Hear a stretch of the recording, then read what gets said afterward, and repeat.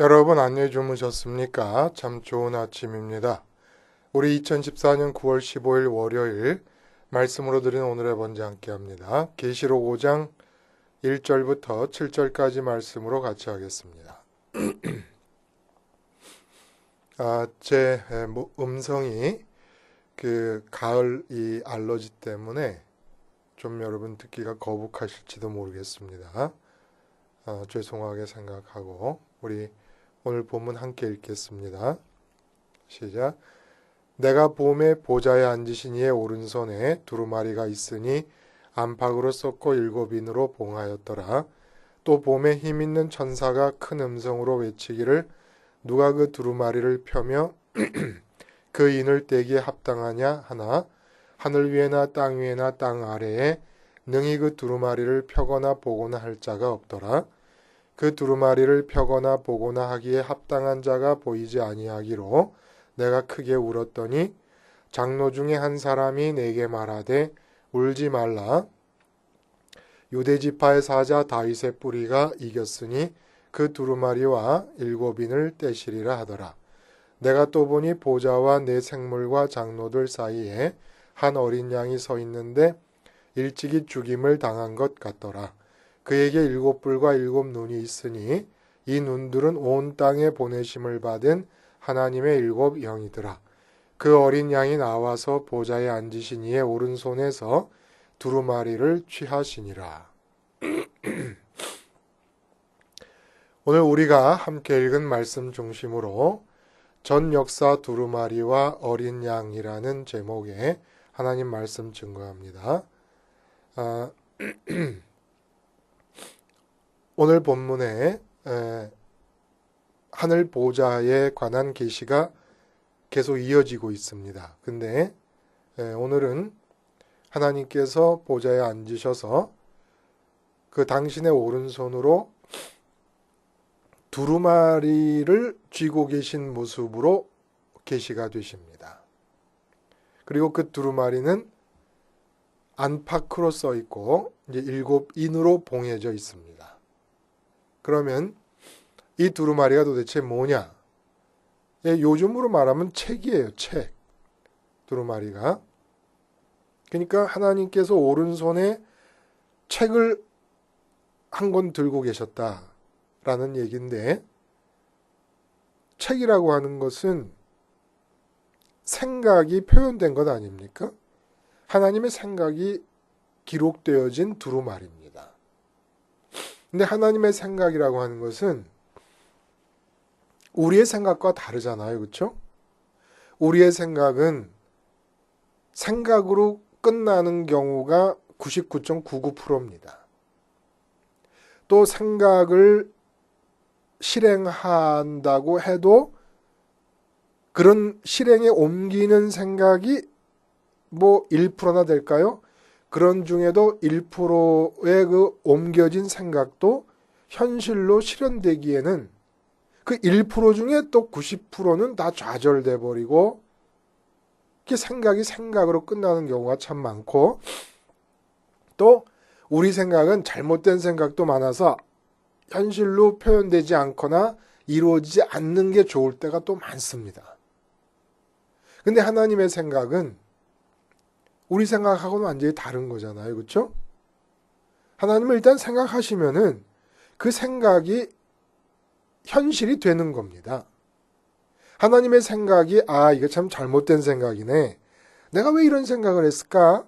이렇게 되는 법은 없죠. 우리처럼. 또 하나님이 생각을 갖고 이루시려고 했는데 안 이루어진 법, 이런 게 있을 수가 없습니다. 그러니까 두루마리에 당신의 생각을 기록한 것인데 그건 무슨 생각이냐? 바로 이 땅에서 이루어져야 될 일에 대한 하나님의 생각입니다. 그것은 하나님의 계획이고 하나님의 통치의 내용들입니다. 이 세상을 다스리실 때 어떻게 다스리실 것인가 하는 내용을 기록한 것들이에요. 그게 하나님의 생각이 기록된 거지요. 자, 그러면 하나님의 생각이 책에 기록되지 않고 그냥 입으로 나왔을 때 나타난 일이 뭡니까? 그 창조예요. 이 세상이 그렇게 창조가 됐습니다. 그러면 이제 하나님의 생각이 책에 기록이 됐어요. 그것도 좀 이상해요. 그냥 이 땅에서 이루실 일이 있으시면 그냥 이루시면 되는 거 아닙니까? 왜 그걸 책에다 기록했을까요? 일단 하나님이 창조 때처럼 생각을 그대로 표현하셔서 현실로 나타나게 하신 것이 아니라 중간에 단계가 있는 거예요. 그러니까 창조된 세상에서 당신이 이루시려고 하는 계획들이 일단 책으로 표현이 된 겁니다. 중간 단계가 있는 겁니다. 왜 중간 단계를 설정하셨을까요? 또 중간 단계를 설정하셨더라도 그러면 일단 계획이 기록된 대로 그냥 이루어 가시면 되는 것이지 누가 말리겠습니까? 하나님 마음대로지. 근데 오늘 본문에 보니까 이 하나님의 생각, 이 세상에서 펼치실 창조되어진 세상, 창조될 때는 하나님께서 책도 필요 없이 생각을 그대로 입으로 표현하시면서 창조가 되어졌고, 그 다음에 창조된 세상에 대해서 하나님이 통치를 해 나가시려고 할 때는 중간에 책의 단계를 거칩니다. 곧바로 생각을 현실로 옮기시지 않고, 좋아요. 책의 단계에 옮겼으면 그냥 책의 단계에 있는 걸 또 그냥 실행하시면 누가 말리겠습니까? 그런데 뭐라 그러냐면은 그 책이 7개의 봉인됐다는, 7개 인으로 봉인됐다는 얘기를 합니다. 그래서 인을 떼야 된다는 거예요. 인을 뗀다는 게 책 속에 있는 하나님의 생각이 이미 기존해서 만들어져 있는 이 세상에 펼쳐지는 것을 말하는 거겠지요. 근데 인을 떼야지 됐는데, 그럼 인 떼시면 되잖아. 하나님의 생각이고 하나님의 생각을 기록한, 하나님이 기록하신 하나님의 책이고 하나님의 계획이고 그 내용들이고, 그럼 하나님이 그냥 펼치시면 이루어지는 건데 왜 봉인을 해놓고 7개 봉인을 해놓고 인을 뗄 자를 필요로 하시냐 이겁니다. 이렇게 보면 재밌어요. 그렇죠? 성경이. 그러니까 창세기, 성경의 맨 앞에 있는 창세기의 맨 앞부분과 그냥 이 요한계시록의 맨 마지막 책이 숨이, 머리와 꼬리가 관통하고 있는 겁니다. 지금 내용이. 그러면 여러분, 왜 하나님께서는 당신의 계획을 기록한 책들이 펼쳐지는 것, 다시 말해 이 땅에서 당신의 계획이 현실이 되는 것을 위해서 그 인을 떼는 자를 필요로 하실까? 여기에 참 하나님의 깊은 사랑의 의도가 있습니다. 어떤 사랑의 의도가 있느냐 하면, 우리 사람이 마지막에 만들어졌잖아요. 이 세상에서. 사람이 만들어졌는데 그 사람은 어떻게 만들었냐면 산천초목과 하늘을 나는 새나 땅을 뛰어다니는 짐승이나 바다에 있는 물고기와 다른 거예요. 뭐가 다르냐면 인격이 다른 거예요. 인격.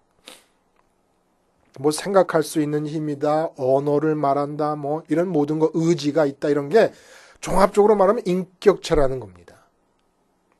근데 인격체를 만들어 놓고 하나님께서 이 세상을 당신의 생각대로 이끌어 가시기만 한다 그러면 인간에게는 세상은 운명적인 거예요.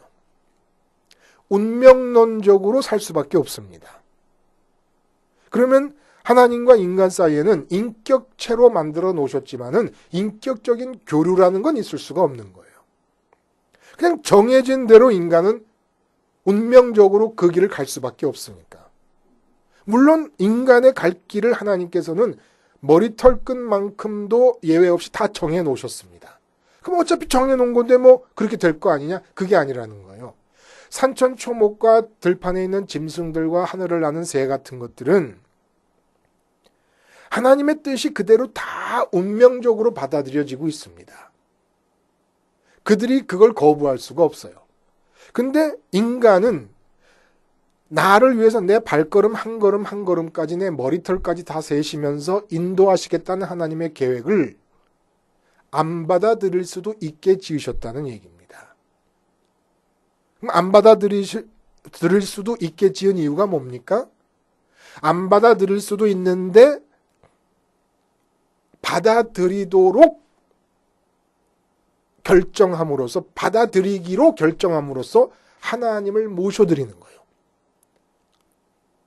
생각의 내용을 받아들이지만 결국은 그 생각을 하시는 주체이신 하나님 자신의 인격을 그대로 받아들이는 겁니다. 여기서 사랑이 성립하는 겁니다. 이렇게 하나님을 받아들이도록 하기 위해서 중간에 인을 떼는 과정을 만든 건데, 하나님이 계획을 만드시고 왜 아담과 하와에게 선악과를 따먹지 말라 그랬습니까? 이들이 스스로 판단할 수 있어요. 선악과를 따먹으면. 근데 스스로 판단하기를 포기하고 스스로의 계획을 스스로가 판단에 의해서 세워진 내가 이게 좋은 거니까 이 좋은 것을 얻기 위해서 내 인생을 살아야 되겠다. 이렇게 계획하지 말고 하나님께서 정하신 대로 혹시 그것이 어떤 것으로 나타날지라도 주님에게서처럼 십자가에서 죽는 일로 나타날지라도 하나님께서 판단하셔서 내 인생의 길을 정하셨다 그러면 그냥 그대로 가는 것으로 결정하기 위해서 하나님을 받아들이도록 하면서 하나님과 인간의 사랑의 관계를 설정을 해 놓으신 것이고, 그 사랑이 온전히 이루어질 때 하나님은 그 인간들의 삶을 통해서 당신의 계획을 이루어 나가실 것이었다는 겁니다. 세상이 다 죄악으로 물들어 버렸어요. 그 죄의 특징이 뭡니까? 인간들 스스로가 판단을 하고 인간들 스스로가 자기 인생의 계획을 세우는 거예요. 그러니까 하나님의 계획이 다 무산되어 버리는 겁니다. 왜냐하면 인격적으로 받아들여야 다른 동식물들은 인격성이 없이 그대로 받아들여지고 있잖아요. 지금 하나님의 뜻이. 그래서 지금 가을이 되니까 단풍이 지고 단풍이 벌써 서서히 빨갛게 물들기 시작하는 거 아닙니까?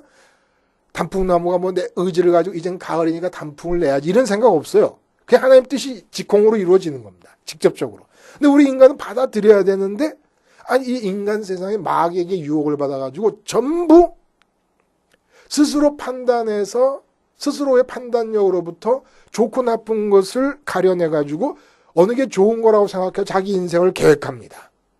그러니까 하나님의 그 인간을 통해 이루시려고 하는 이 역사에서의 통치권이 거부되고 있는 겁니다. 그러니까 요한이 우는 거예요. 요한이 운다고 하는 이 말은 보세요. 이제 보좌에 앉으신 하나님을 뵀어요.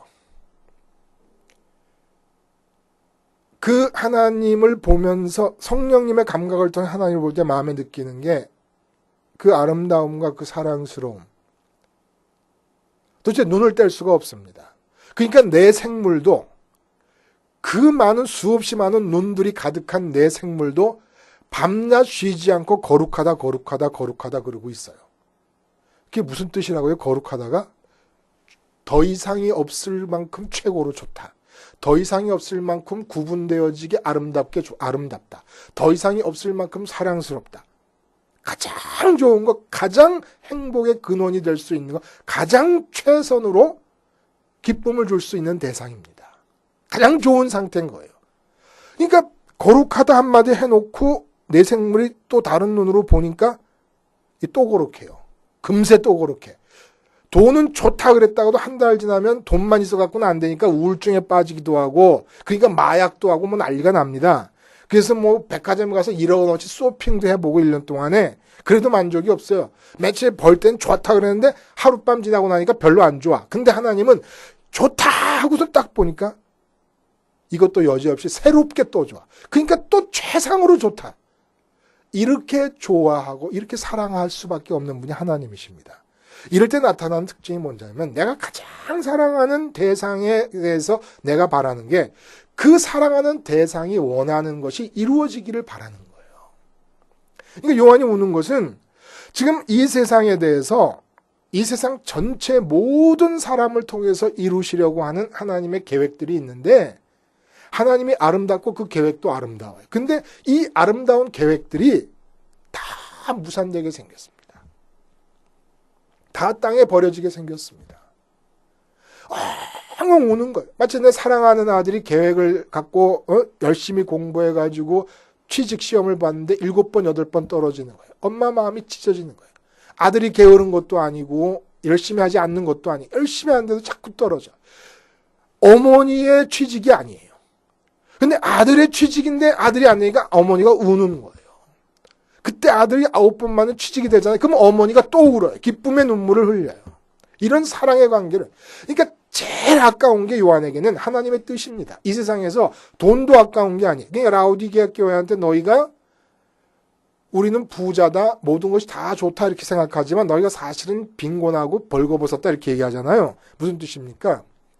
돈이 있어서 부자 되는 게 아니라는 겁니다. 하나님이 나를 향해 갖고 계신 뜻들이 하나도 예외 없이 다 이루어지도록 하나님의 뜻이 내게로 주어질 때 이게 부자라는 거예요. 진짜 부자.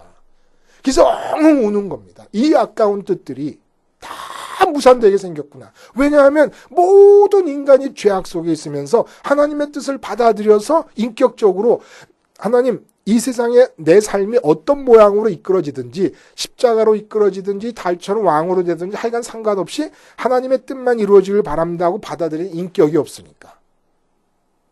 근데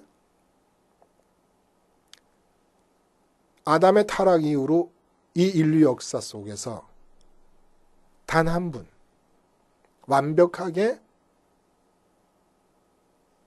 하나님의 이 뜻과 하나님의 계획만을 100% 수용하기로 결단하신 분이 계셨다는 겁니다. 그분이 바로 예수 그리스도입니다. 그 예수 그리스도가 태어나시기 전에 그러면 모세가 순종하고 아브라함이 순종하면 어떻게 된 것이냐? 그게 바로 그리스도의 영이 임한 거예요. 아담 이후에 인간이 자기 스스로 판단한다는 하나님의 자리에선 죄악에 물들지 않은 인간이 없는 거예요. 근데 아브라함이 그랬고 모세가 그런 것은 히브리서에 모세가 그리스도와 함께 거하기를 즐거워한다 그러지 않았습니까? 이미 오시기 전에 그리스도의 영이 임하신 거고 그리스도가 하늘로 올라가신 뒤에는 공생애가 끝나고 올라가신 뒤에는 오셨던 그리스도의 영이 우리에게 임하는 겁니다. 그러면서 우리 인간들이 그리스도를 통해서만 그리스도를 안에 품고 있을 동안에만 하나님의 뜻이 그리스도에게서 일어난 것처럼 우리를 향한 뜻이 일어날 수 있게 된다는 얘기입니다. 그리스도께서 계시니까 울지 말라. 그래서 오늘 본문에 보면 그리스도를 뭐라고 표현하냐면 유대지파의 사자 다윗의 뿌리라고 얘기합니다. 그러니까 예수님께서 이 땅에 육신으로 오신 것을 염두에 두고 하는 얘기예요. 다윗의 뿌리에서 나지 않습니까? 예수님께서. 그래서 이 땅에서 오셔가지고 십자가에 죽기까지 십자가에서 죽는 것, 그것이 육체를 입고 있는 인간에게 있어서는 가장 멀리 해야 되고 가장 강하게 거부해야 되고 십자가의 자리부터 가장 멀리 떨어질수록 성공한 인생이 되는 겁니다. 그렇지 않아요? 이 인간 세상에서 통용되는 가치관에 의하면 십자가라고 하는 자리, 그 자리, 그렇게 비참하게 죄인으로서 죽어야 되는 그 자리로부터 멀면 멀게 결정되는 지위와 신분과 위치에 있을수록 성공한 인생이 되는 건데 이 세상에 태어난 인간 중에 거지 나사로보다 또 나병이 걸린 어떤 정말 그 옛날에 하늘의 저주를 받았다고 생각되었던 그 어떤 사람보다 더 몇 배, 몇십 배 비참한 자리가 하나님이 정하신 뜻인데도 주님께서 그걸 받아들이신 겁니다. 이걸 이겼다 그래요. 그러니까 마귀의 유혹에 의해서 생긴 죄악의 이 죄악이 이 세상을 그냥 편만하게 지배하고 있는데 그 죄악의 내용이 뭐냐면 내가 의지를 발동하고 내가 판단하고 내가 계획을 세우면서 하나님이 나를 통해 이루시는 계획을 거부하는 겁니다. 근데 이 유혹을 주님께서 이기신 겁니다. 그래서 시험을 받으시잖아요. 온갖 세상의 모든 영화를 다 주면 네가 나한테 절하겠냐? 나한테 절하면 내가 주겠다. 배고프지 않냐? 그러니까 하나님 됨에 하나님 아들 됨의 어떤 역사를 일으켜서 돌로 떡을 만들어 먹어라. 전부 육체와 연관된 시험들을 당하실 때 이기십니다. 그래서 주님께서 드디어 이 땅에 갖고 계신 모든 하나님의 계획들이 이 땅에서 실현될 수 있게끔 하시기 위한 유일한 존재로서 등장을 하신다는 거예요. 근데 6절부터 7절에 보면 어린 양으로 얘기가 됩니다. 근데 어린 양의 머리에 7뿔과 7눈이 있다는 거예요. 이게 무슨 얘기냐? 7뿔은 힘과 능력, 권능을 말하는 것입니다. 그리고 7눈은 그야말로 보는 거예요. 근데 또 앞에는 7등불로 표현되었던 성령님께서 이제 7눈으로 표현이 됩니다. 7뿔과 7눈이라는 것은, 자, 7눈인 7영은 온 세상에 보내심을 받았다 그랬어요. 눈이 온 세상에 보내심을 받았다는 얘기는 결국 뭡니까? 하나님께서 예수님을 통해서 온 세상을 보신다는 얘기입니다. 그럼 7뿔은 뭡니까? 하나님께서 예수님을 통해서 온 세상을 보시잖아. 예수님을 통해서 저를 봅니다. 예수님을 통해서 오바마를 봅니다. 예수님을 통해서 아벨을 봅니다. 예수님을 통해서 중국의 시진핑을 봅니다. 그리고 중국을 보고 미국을 보시고, 예수님을 통해서 일본을 보시고 대한민국을 보십니다. 이북을 보시고. 그러면 뿔이 힘을 나타내는 건데, 그 하나님의 힘과 능력과 의지와 계획이, 하나님의 통치권이, 한마디로 뿔로 상징되는 하나님의 통치권이 온 세상에 보여지는 모든 곳으로 다 발산이 되고 통치가 이루어지는데, 예수님을 중심으로, 예수님을 통해서 이루어진다는 겁니다. 그러니까 하나님이 세상을, 전 역사를 다스리시는 그 역사의 이 파장, 하나님의 통치권이 퍼져나가는 파장을 보면 예수님이 중심에 계시고, 그 다음에 예수님을 받아들인 교회가 예수님을 둘러싸고 있고, 교회 바깥에 세상이 있는 겁니다. 그러니까 예수님을 중심으로 모여진 교회가 이 세상보다 더 중심권에 있는 거예요. 하나님의 통치권 안에서는. 근데 세상은 거꾸로 알죠. CNN이라든지 뭐 미국의 MBC 방송, 이런 방송을 보면은 예수님 얘기가 나오지 않아요. 오바마 대통령이 시리아에 있는 IS 본부를 공습하기 시작했다. 유럽에 무슨 뭐 증권이 올라갔다 내려갔다. 뭐 아시아에서 뭐 북경에서 뭐 무슨 일이 열렸다. 일본이 뭐 자위대 어쩐다. 이런 얘기들만 나오는 겁니다. 이북이 무슨 미사일을 발사했다. 이게 다 변두리 이야기예요. 이거 우리한테 신경 쓸 거 없어요. 하나도. 이북이 어떻다 뭐 이런 건. 우리가 신경 쓸 거는 예수님을 중심으로 마음을 하나님께 드리면 되는 겁니다.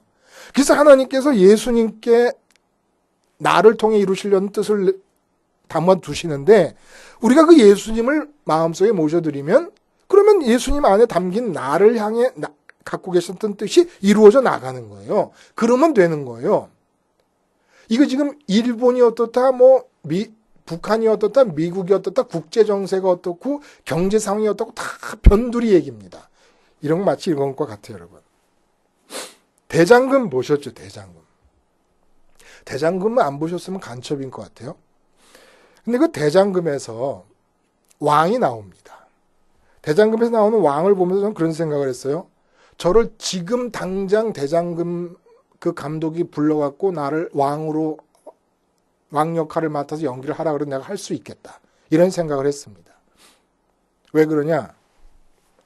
그 왕이 하는 일은 대장금이 음식을 만들어 주면은, 아, 참 맛있구나. 이게 다예요. 거기서 조금 발전하면은, 이건 늘 먹던 닭이 아니냐. 아니, 이 닭을 어찌 만들었길래 이리도 맛이 있느냐. 이게 대사가 좀 복잡해진 내용이에요. 그냥 늘 맛이 있구나. 그러면 이 드라마의 중심이 누구냐 하면, 무수리의 등급에서 지금 수락관에서 음식 만드는 상공들을 도와주고 있는 이 무수리 장금이가 중심이라는 얘기입니다. 실제 이 세상, 이 땅의 현실 속에서는 왕이 중심이에요. 근데 그 드라마 속에서는 장금이가 중심이에요. 왕은 들러리입니다. 마찬가지라는 거예요. 이 세상 사람들에게는 미국이 중심이고 중국이 중심이고 강대국들이 중심이고, 거기에 오바마 대통령, 시진핑 주석이라는 아베 수상이라든지 이런 사람들이 역사의 주인공 같아요. 이 세상 현실에서 볼 때. 우리나라에서도 돈 많이 버는 재벌들이 중심인 것 같고, 박근혜 대통령이나 정치인들이 중심 같아요. 또 민중을 염두에 둔 학자들은 민중이 중심이다 그러는 거예요. 아니에요. 다 아니에요. 다 변두리. 아, 맛있구나 라는 대사만 하면 되는 왕 같은 그런 변두리들입니다. 속고 있는 거예요. 라오디게아 교회에 대해서 말씀하실 때 그 말씀의 역설, 그 가치의 역설을 여러분 꼭 기억하셔야 돼요. 나는 부자야 진짜. 부자인데 하나님 볼 때는 아무것도 안 갖고 있는 거예요. 마찬가지로 예수님이 중심입니다. 그래서 오바마가 하나님의 통치권 안에서 중심권에 있는 게 아니라 예수님을 나 같은 한 사람, 시골에, 강릉이라는 시골에서 나 같은 사람이 예수님의 십자가를 받아들이면서 하나님께 마음을 드리기 위해서 오늘도 죽으려고, 주님과 함께 죽은 자가 되려고, 죽은 자가 됨으로써 어떻게 내 판단이 죽고 내 계획이 죽고 내 뜻이 죽고 내 의지가 죽으니까 하나님의 뜻과 의지와 계획이 나타날 수 있기를 바라는 마음으로 사는 이 삶이 오바마의 미국과 세계 정책의 결정보다, 시진핑의 정책보다, 아베의 정책보다 하나님한테는 더 중심권에 있는 사건이라는 얘기입니다. 통치권의 중심에 있는 거라는 거예요. 그러니까 우리가 핵무기가 없고 우리나라가 군사력이 약하고 경제가 다른 나라보다 약하고 이래도 우리가 신경 쓸 거는 그런 게 아니라는 겁니다. 왜냐하면 이 온 전 역사를 통치하시는 하나님의 통치 역사의 중심권은 주님이시고 십자가 달려 죽으시고 부활하신 주님이시고 그 중심을 핵을 둘러싸고 있는 교회가 더 중심이기 때문에 나라의 경제를 어떻게 일으키냐, 국방을 어떻게 강화시키냐 이런 문제가 아니라 어떻게 교회가 바로 서느냐, 어떻게 교회가 한 사람 한 사람 교인들이 교인다운 교인들이 되느냐가 이게 관심이 돼야 된다는 얘기입니다. 이 문제를 둘러싸고 결국 요한계시록이 별의별 상징적이고 어려운 언어들로 정말 이해하고 해석하기가 난해한 그러한 표현들이 잔뜩 들어왔어도 결국 이 이야기 바깥으로 나가는 게 아니라는 거예요. 하늘에 하나님이 계시고 땅에 인간이 있고 인간들이 하나님께 마음을 드림으로써 자기의 판단과 의지와 계획을 포기하고 그럼으로써 하나님이 인간을 통해서 당신의 계획을 이루어 가실 때 하나님과 인간의 사랑이 이루어지는데 인간이 죄에 먹혀서 그럴 수 없기 때문에 주님께서 중간에 서시면서 한 사람 한 사람이 주님을 받아들일 때, 주님의 십자가를 받아들일 때 죄악에 의해서 발현되고 있는 의지의 주체됨이 죽어버리고 계획의 주체, 판단의 주체됨이 죽어버리고 하나님의 통치가 나를 통해서 이 땅에 나타나게 된다는 이 사실을 놓고 공중권세 잡은 자의 마귀의 저항이 있게 되고 여기에 대해 하나님의 심판이 있게 되고 하는 이런 모든 이야기들이 기록된 게 계시록이라는 얘기죠. 전 역사가 하나님의 손안에 있고 그 역사가 우리가 주님을 받아들일 때 내게도 그 하나님의 역사의 통치가 일어나게 된다는 것입니다. 기도하시겠습니다. 하나님 아버지, 오직 하나님만이 통치의 주권자이시고 그 통치의 중심에 주님이 서 계시고 바로 그 중심 핵이 되시는 주님께 내가 붙어 있사오니 이 세상 사람들이 말하는 중심에 마음 기울이지 말고 오직 하나님과 주님과 더불어 하나 되어 동행하는 복된 삶이 되게 해 주시옵소서. 예수님의 이름으로 기도하옵나이다. 아멘.